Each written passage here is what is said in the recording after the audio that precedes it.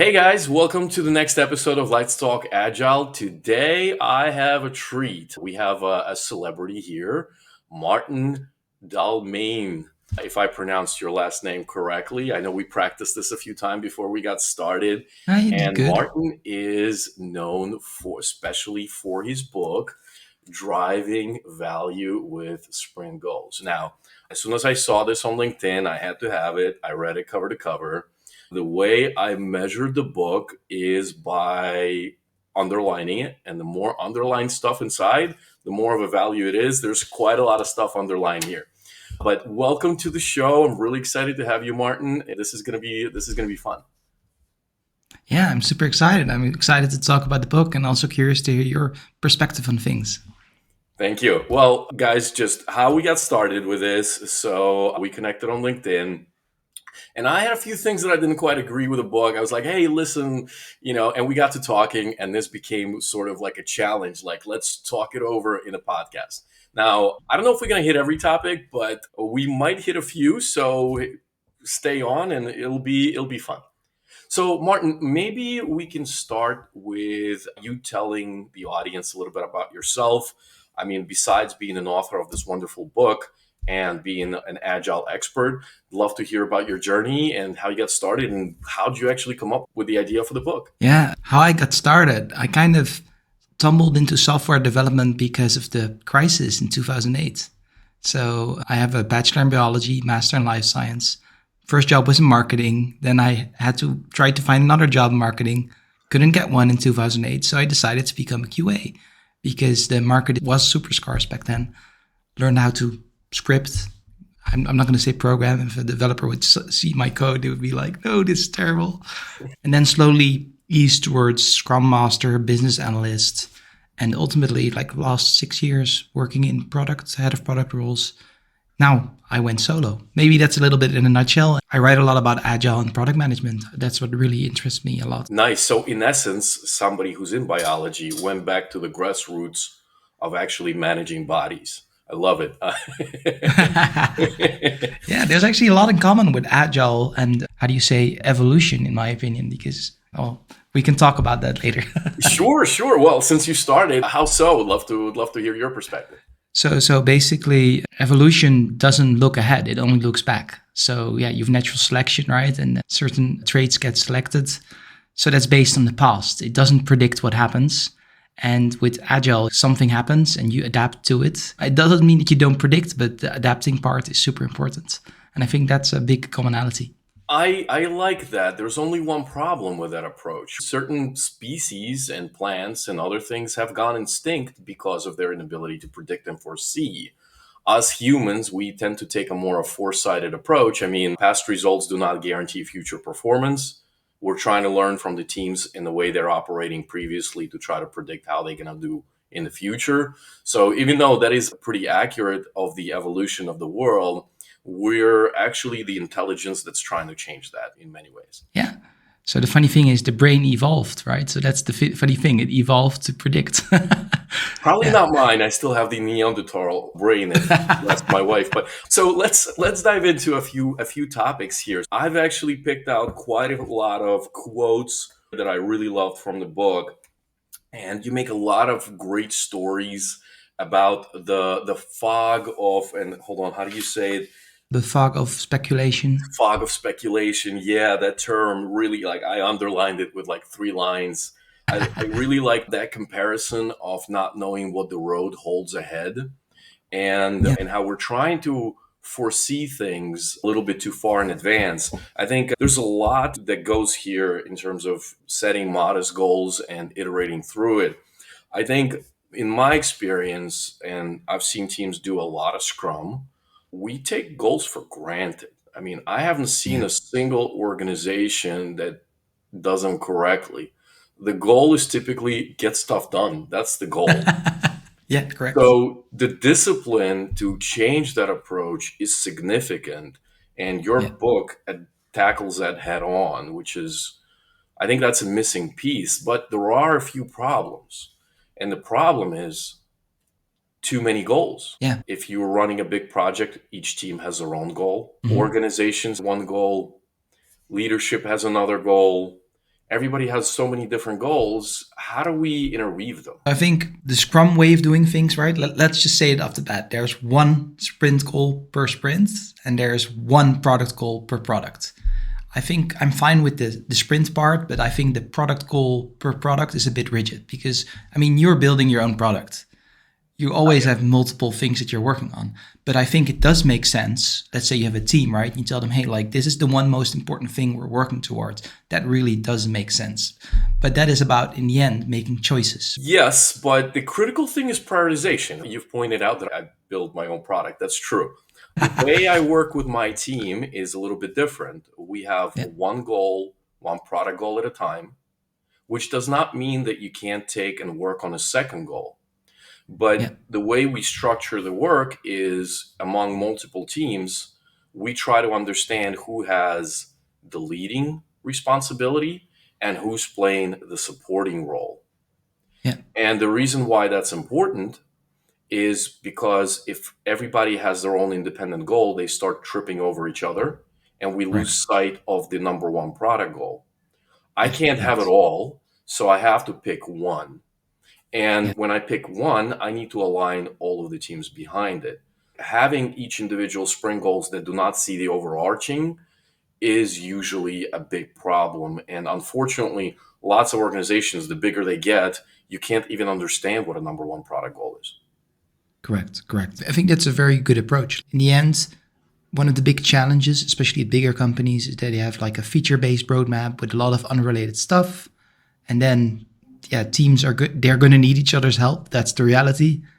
But then because they don't know what's more important, it's kind of like, I don't know if this is a good comparison, throwing like a shiv in the prison, and they're going to fight it out and who survives wins. Like that's kind of what happens. So there is one terminology that you use, and I have a big pet peeve with this terminology. It's called feature factory. Feature factory, Yeah, I hate this terminology. It isn't my term, right? I want to be very frank. I mean, as far as I know, maybe it was coined by him, but for sure it was very popularized, John Cutler. So yeah. So, but there's a lot of people that run with this terminology and they start utilizing it. And the biggest problem I have with it is it's not really clear who this term is for. So like you get product managers that talk about, hey, feature factory. And I try to turn it back to them and go, well, aren't you responsible not to turn the company into feature factory? I think it can be a useful label, right, to talk about, because I've worked at companies where literally C-level people just said, I want to have this, for whatever reason, and we're going to build it. And if you would ask why, and I think it's a good idea. And maybe that's so, because sometimes that's exactly what's needed. So let's say there was a product that was older, but now because of data or other elements, it just needs to be modernized in a certain way. The business hasn't changed. The customers haven't changed. They just want a better user experience, better performance. And we'll also learn that the architecture we had is no longer the architecture we need to support the scalability. But you're already giving reasons. You understand what I mean? That's already a key difference. Oh, okay. So we're making a clear distinction here, because I think a lot of times people say feature factory as like, hey, I come to work, I'm being told what to do, I do it, I go home, and I have no impact. And unfortunately, some organizations just simply require not somebody to think why, but to actually do the work, right? You're doing a lot of like military analogies. And in the military, if you have an order, well, somebody above makes the decision. So if that's not the org or the culture that you like, well, maybe it's a sign to find something else. I think the key thing here is the way I view feature factory is it's not about delivering the features. It's about what those features make possible. You were already talking about that. What do they enable? And as long as there's that understanding, then you're not a feature factory, in my opinion. You understand what I mean? Like if you know what you're trying to achieve with delivering those features, if you're just building features because some people say we need this feature, or like another example is someone from sales says, hey, we need a Google Calendar integration because a customer said so. Yeah, then it's risky because you don't know why do they want it? How do they currently work?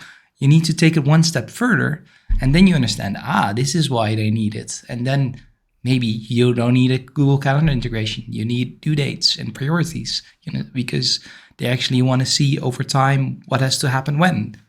I like that. So what you're actually saying is a feature factory is when there is not a clear indication of why it's needed. It's not really Yeah, the fact that you just do what you're told. It's the fact that you don't really understand why. yeah, But yeah, then, exactly. may I take a devil's advocate stance here? Yeah, sure. Well, I said we're going to bump heads. So let's imagine I'm an executive and I'm really, Yeah, really busy and I'm the only one who knows why. I'm head of market or line of business, and this junior developer kid is approaching me and wants to ask me all these things of why, but I don't have time for it. Well, maybe not exactly a people person either. So sometimes, yeah, like, why do I need to explain it? Just do what you're told, right? And sometimes I think people are reacting to that a little negatively without understanding that, listen, not all executives are a-holes and, they are actually busy and not everything needs to be questioned. yeah, Because when you're building things, I think we have this big, big mantra around almost like community based decisions. Like we want to bring the yeah, team and everybody together and all of people involved and let's have the huddle. That's not even how Steve Jobs operated, right? He had a vision and he would just tell people what to do. So all of the big, big companies, they had a different vision and they didn't bring in everybody for a consultancy. Let's figure out how we can do this, right? There was always somebody that yeah. kind of took the reins. So I think even though we kind of frown upon that, there's actually a place for that. I'm going to challenge you a little bit on the Steve Jobs thing. Did he really do that? Because, I mean, I've read many books where, of course, there are examples that I think this was the iPod, I think, that they actually had two teams coming up with a different way of doing it. And Hmm. of course, he had a very big role in picking which one, you know what I mean? But that already kind of says it's not an order, right? There were two teams exploring different options, you know what I mean? So Well, that's he's not just like one of this. the examples. I'm just like picking somebody with an ultra ego, like Elon Musk, for example, right? Who I Yeah, can see just yeah, storming in and just saying, you know what, wrong, right? And there is an acceptable thing if you're trying to really drive something. It's great when you have the personality to explain and when you want to be very yeah, sophisticated. But a lot of these folks, they simply don't have the time. So, yeah. maybe somebody else can accept it, but sometimes you just need somebody without any explanation. Just try that. Just, Yeah. try that, get back to me, and then we'll talk about it. But even Elon Musk does it. Even Elon Musk, a lot of the decisions he does explain why. Because he says if you're in a meeting, when you're not like being productive, leave the meeting. He, Like he he has explains that this in the interviews, not in the meeting. maybe. I've not been there, right? But as well, Neither have like I, the but like, I would imagine in a closed setting, it looks somewhat different. so But let's not again, argue the we're examples, right? Imagine. So I don't know. Like I think it does not produce the best results. I do understand that sometimes decisions have to be made, but I do think that if people don't understand why decisions are made, it's extremely demotivating. maybe, but then you take a look at the military, which you're using in the analogy, and they go opposite, right? You are given an order and you execute the order, and you execute the order not because you want to understand why, but you execute the order because your entire team needs you. So it's somewhat of a different format, right? And obviously, the why is more of a personal nature, and it's a completely different I've area. not been in the military, but yeah, I Neither have mean, I. I've been a fireman for about 3.5 years. but from speaking like so as I describe in the book, like tactique, mission control, that's very much in use in the army, where they actually say, hey, this is what we're trying to achieve. And yes, there's somebody that tells you maybe you have to do this or that, but that's within a context. But there's always an assumed, right? Like you don't need to explain to me why I got to go and do a job X because, well, I'm doing it for you guys. I don't, I'll do anything I need. And it's sort of like a more of a startup environment too, where, startup founders, a lot of times they do all kinds of chores, not just the upfront and center of sales and marketing and this. Sometimes you pick up the worst things just to let your team make progress. So I think there's not a panacea. It's there's a lot of it depends. I don't know. I've been a manager, and for me, being too busy is an excuse to not communicate things. Like it takes a little bit more time, and it delivers better results. And yeah, so we have a Gotcha. different perspective. I don't think we're going to agree on this one. Yeah, but it's a healthy conversation. Yeah, yeah, Let's switch gears a little bit. In your book, you're focusing on a couple things. Again, back to the military perspective, that in order to give Yeah. somebody the reins to make decisions, you have to allow for mistakes. But then at the same Yeah. time, you are faced with a choice of balance. Are you creating mediocrity by allowing mistakes? I found that to Yeah. be really, really insightful. Never thought about it that way, but it's really true. How do you think that impacts all of the teams? Because I think if Scrum or Agile was perfect, we wouldn't be faced with mediocrity. But most teams, and this is what we learned in the past 20 years, they actually struggle following the discipline. They're Yeah. struggling, doing the right things. They actually think they know, which is another thing that you talk about, the misunderstanding between the gap of knowledge and the gap of Yeah. illusion of knowledge. But what's your take on it? How do Scrum teams benefit from being allowed to make mistakes, but Yeah. by the same token, not falling into the mediocrity? I remember where I made the point, and I think the key thing there is I think it's really important that people can make mistakes. And I think as well, they have to know what we're trying to achieve, the commander's intent, right? What are we trying to achieve together with the relevant context? Because that means that they have freedom to make decisions, but they understand what they're working towards. And I think that really helps prevent this culture of mediocrity, because if everybody just can do whatever the hell they want, like YOLO, it's not going to lead to the best results. And I think that's what, like, acting in the spirit of is intent, saying you're running like a company. If you would have an employee who would understand what you're trying to achieve and would make decisions in that direction, life will be great, right? It's hard to achieve that, but that's the dream, because otherwise you're busy in command and control mode telling them what to do, which costs a lot of energy. And I think that's kind of what I was kind of alluding to. You can have this culture of making mistakes, making decisions, but by having this direction, that really helps with the learning and making the right decisions. So aligning the goals, essentially. Yes. I actually do that a lot with a startup. I had a mentor a long time ago, and they told me that if you connect individuals' personal goals with the company goals, you're going to have a very, very powerful formula. The biggest problems where people incentivize are differently in the Yeah. personal versus the company, in which case that creates chaos. But so it's something along the same lines. Is that correct? Yeah, I think we're approaching another topic. Like, I think you need to have really clear team goals, and then how the personal goals fit in. If they're not aligned, you're screwed. I like that. So we're talking Yeah. another level of goals. So let's go into goals a little bit. In the book, you have a scenario where basically says, hey, if you created a sprint goal and you're working towards it, but for some reason you can't get the stuff done to meet the sprint goal, you can tweak what you're working on so that you can Yeah, still attempt to meet it. And that's an example of changing your plan to meet the sprint goal. But correct. then my question is, do you ever need to change your goal? Yeah, I mean, yes. And how do you do So, that within the sprint? yeah. So here's the thing, right? I think if you formulate your goals in a really agnostic way, the chance of that happening becomes less. So I once had a sprint where I actually had a goal which was not agnostic. It was tied to a solution. And we discovered the solution was extremely complicated. And we actually decided, okay, so it was like we wanted to reduce costs with infrastructure. Basically, that's what it boiled down to. But we had a solution, and the sprint goal was formulated in that way. And we discovered that solution was a hell lot more complicated. And then we came up with a simpler solution where we could save the same amount of money. So technically, we changed the goal, right? But we did act in spirit of the goal, because that goal was kind of a decision to achieve something else. Yeah. But you were given an order to save money. No. There was a decision to make, because no. no. I tried to catch you there. It didn't work. No. We noticed that the infrastructure costs were becoming super high, and we were just talking about it because we had like a nice dashboard showing how much our services cost, and they were like, I don't remember the exact numbers, to be fair, but they were pretty high. And then we talked about, hey, what could we do to optimize it? Because the cost savings would be significant. And that's also why the solution we came up with, when we realized the ROI, right, we're like, this is not a good solution to go for. We went for something else. But here's the thing, right? I also once did a sprint where actually we had a goal, which I absolutely didn't know we could meet. And we did a proof of concept. So we just did a proof of concept.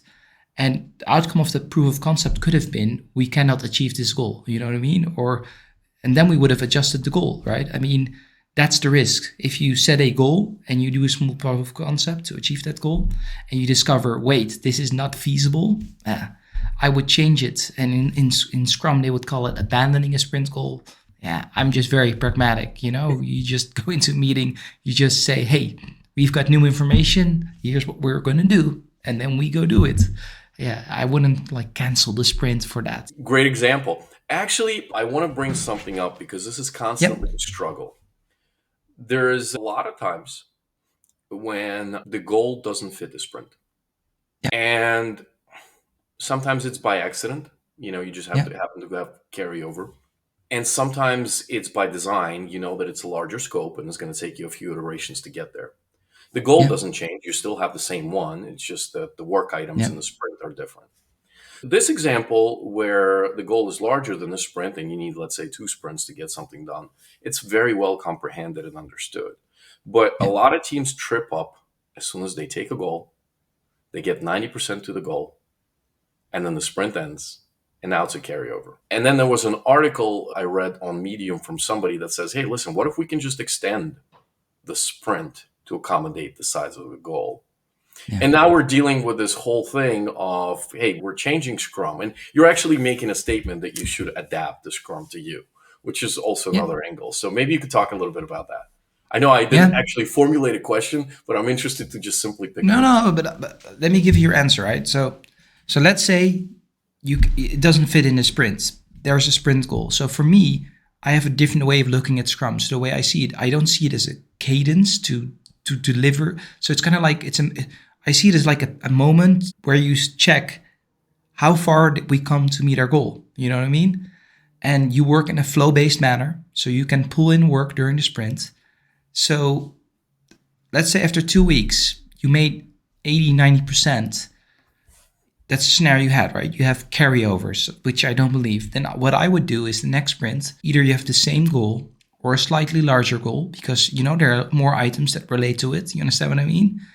And then you work towards that. And when you're done, you can formulate another goal. What's the next thing we're going to do? And you can even do that during the same sprint. I know this is not textbook Scrum and it works fine. Don't worry about these carryovers. All you're saying is after 2 weeks, we're just going to see how much progress did we make? What did we learn? Let's say you're working on something and you've got carryovers because it's too big. So usually what I would do is either have the same sprint goal or maybe a slightly larger one because you can pull on a little bit of more work. And then you work on that. And let's say you finish everything, then you set a new goal. You maybe already start working on the sprint goal for the next one. For me, sprint is like a pendulum that swings by. It's like a moment to inspect and adapt to see, hey, we've been working on this goal for 2 weeks. How much progress did we make? And it's not like we wanted to do 10 footsteps towards the goal. Did we make 10 footsteps? That's not the goal. It's just see, hey, how far did we come? And it can be entirely flow-based. You don't even need to plan the full sprint. You just plan the first few days. And that's But again, that's not traditional Scrum because Scrum is immutable. So you're really not supposed to have a revolving door policy. You're supposed to pick up. No, this doesn't come. Flow-based working is compatible with Scrum. Yes, but not quite the same way. Like you don't actually bring in new work. You have to plan out what you're doing. No. There's actually a common guide for Scrum teams. It is compatible. This is a misconception. To me, it's more of a Scrum band process than a Scrum process. But you're calling Scrum band? That you can do it in Scrum. It's Scrum. One of the things where it went wrong is Jira. Jira basically says, do you want to make changes to sprint, yes or no? The burn down charts, you can still do this if you want. They're all tools. Yeah. But the Scrum definition is, there's a certain way, it's immutable. Can you make it compatible? Right. Absolutely. You can bring work in and bring work out, but that's not really what it's supposed to do. You're supposed to have a little bit more control over it. You're supposed to give team time to actually get stuff done so they are distraction free. You're supposed to do more trying to scope how much work they're able to do. You're actually making this statement here as well. You're saying, hey, make sure that you actually do not fill your sprint to the brim, right? That's because you're doing flow. That's because you're doing flow. You don't want to have high work in progress. But if you're doing flow, why would you do Scrum? Why not? The only difference is that you have set a goal. That's the only difference. I would imagine that a Scrum band process is probably a little bit more precise here. because Scrum Ban process keeps the same cadence, so it keeps the sprints. It does implement the flow principles, okay, and it does give you the opportunity for the feedback loops. So I'd probably say that that's no longer Scrum, that's now Scrum Ban, and then you can proceed as comfortably. Get Yeah, but everybody that to. is Scrum. That is Scrum. Like there is no if that's what you're saying is Scrum, then you don't need Scrum Ban. That is Scrum. That's not how That's most companies do it. So in the book, I call that an anaconda style Scrum, right? Like I call it like it's kind of like an anaconda eats a goat, digests it. That's how a lot of teams like it sleeps for a few months, then like oh I'm hungry, I'm going to eat another goat, like a batch process. That's how a lot of teams do. I describe hummingbird style Scrum, which is Scrum. Like the anaconda style Scrum isn't Scrum in my opinion. Yeah. I've never read any of these details in a Scrum guide. Like there is no section on Anaconda Scrum No. True, or true, or true, true. or a hummingbird Scrum. I mean, it's actually pretty prescriptive in the way that it's described. Hence the word immutable. So can you change it? There's no rules for changing it. You can adapt any technique that you like as long as the team is productive. But then let's not call it Scrum. I mean, so I'm okay with that terminology. Just everything that you're describing to me is more of a Scrum Ban process. Scrum Ban doesn't take a look at velocity. It has no story points. It has a sprint definition, right? It has a goal for the sprint. It has the ability to do just-in-time prioritization. And actually, to be honest with you, my team switched to this approach about a year and a half ago, and we haven't looked back. We loved it. It allows me as a product to prioritize the backlog easier because I don't have grooming sessions. So here's what we've discovered. We've discovered that new work is uncovered in the areas that you're working usually. New work is brought in from outside in the areas you're usually not working in as a feedback loop that's delayed or as an idea that somebody has. So actually new discovered work belongs to the top of the prioritization queue as opposed to the bottom. There's lots of things about Scrum Ban. I swear by it. I just wouldn't call it Scrum. That's all. Yeah, no, Scrum Ban isn't Scrum. Like there's a book on it, but trust me, the flow stuff is compatible with Scrum and the Scrum guide. And yeah, I'm not we're not actually. going to agree on this one. No, that's fine. I'm not against the flow principle. Like I said, we use it ourselves. What I'd like to make clear is that Scrum has a specific terminology. And by Correct. definition, they're making their set that they're immutable.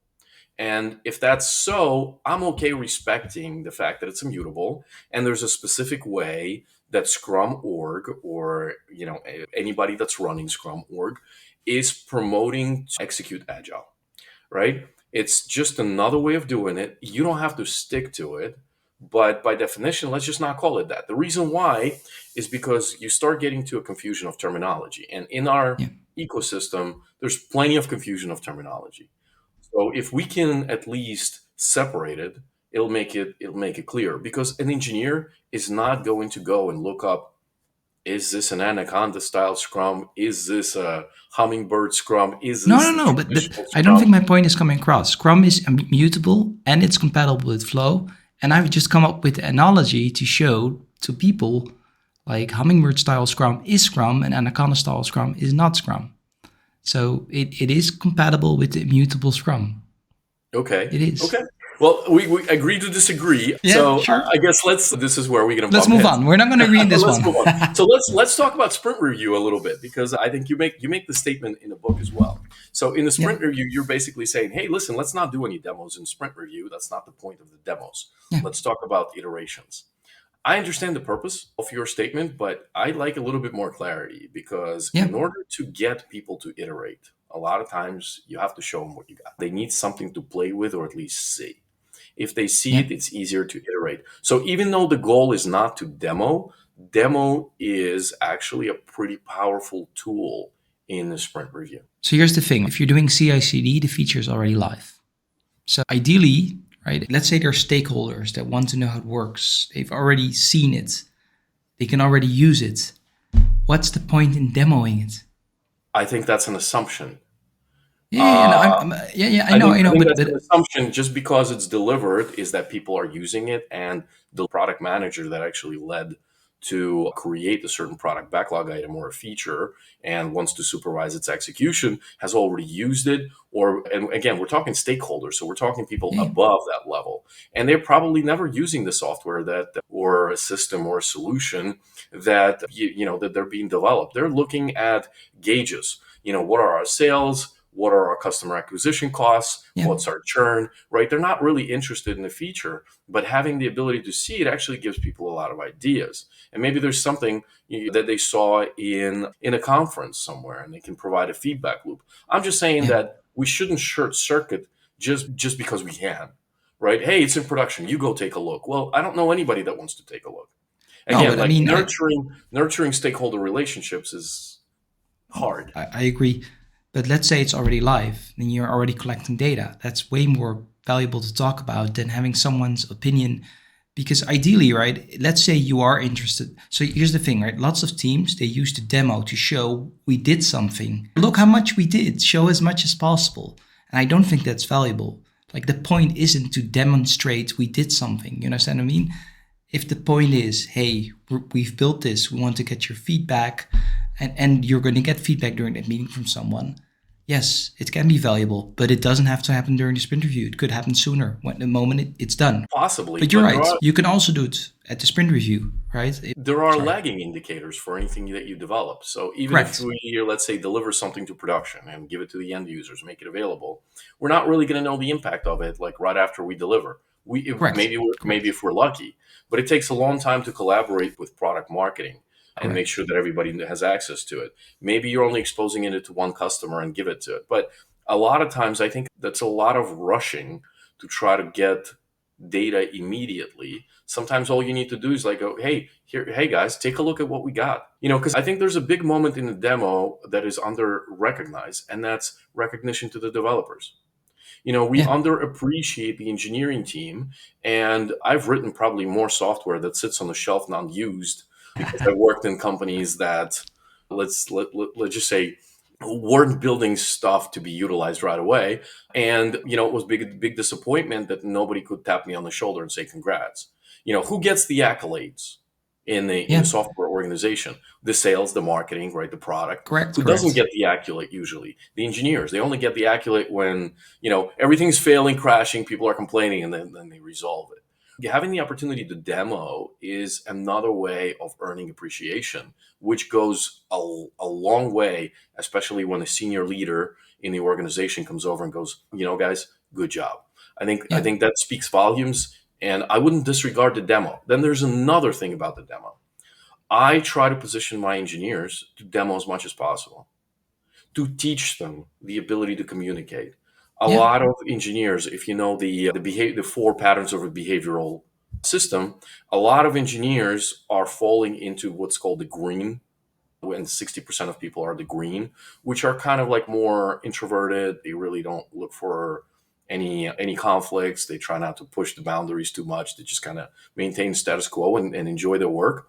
So I think bringing out the ability to talk to everybody in the organization is extremely powerful, and engineers need to be developed. They Yeah. need to be evolved. So I think giving somebody an opportunity to demo does that. Yeah. I agree. So I think the main thing is, and that's what we're discussing, it needs to be a cognizant choice why you're doing and that it's valuable. Because I think it also can seem like, hey, show us what you've done because we want to see how much you've done and not to show like appreciation. You understand what I mean?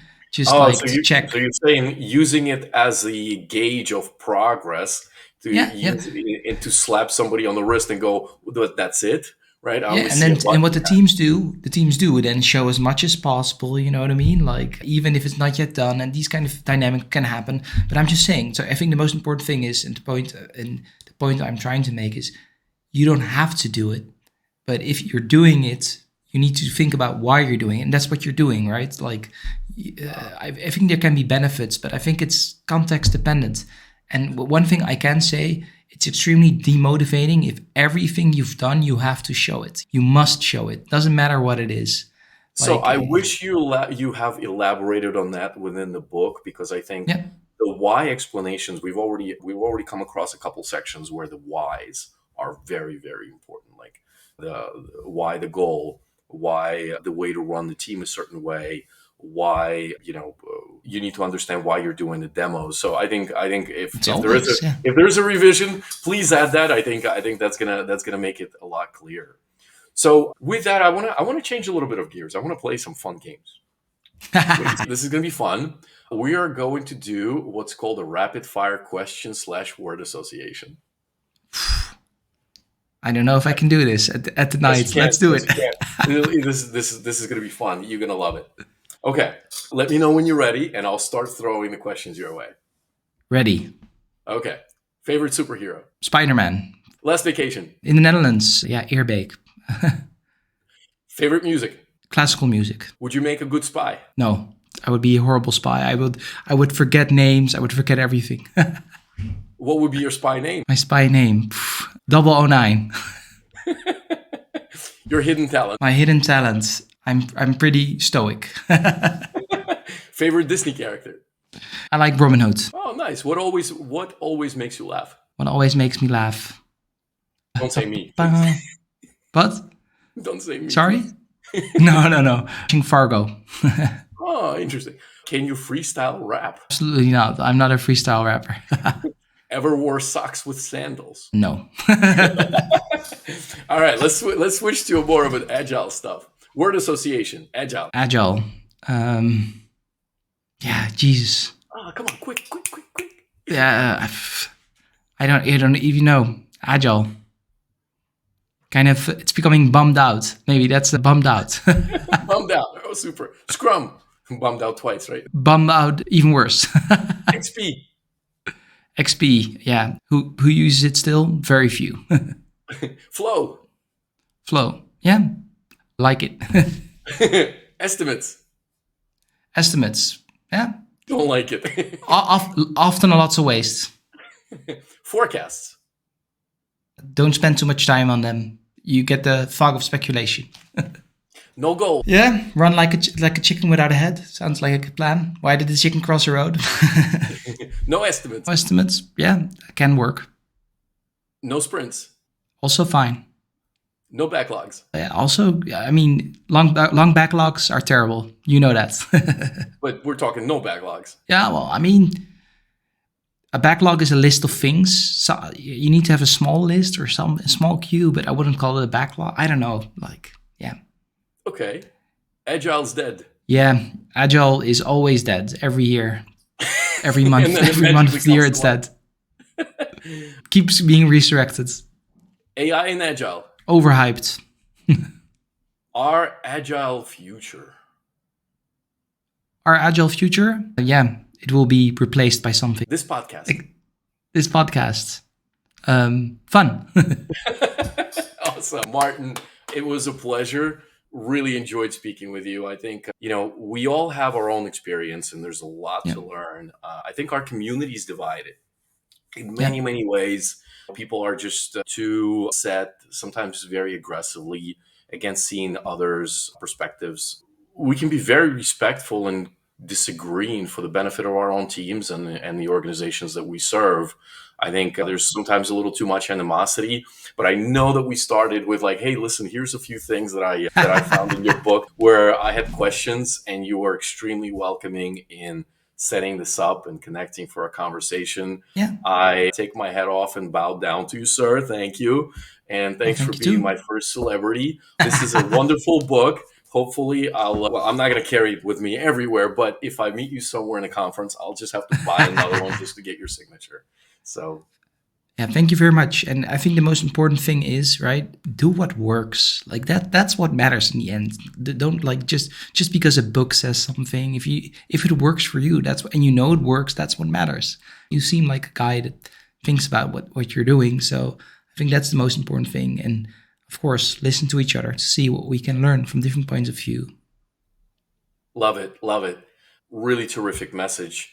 Guys, thanks again for watching. Let's give a round of applause to Maarten Dalmijn. And I pronounced his name perfectly this time again. And Maarten, thanks again for joining.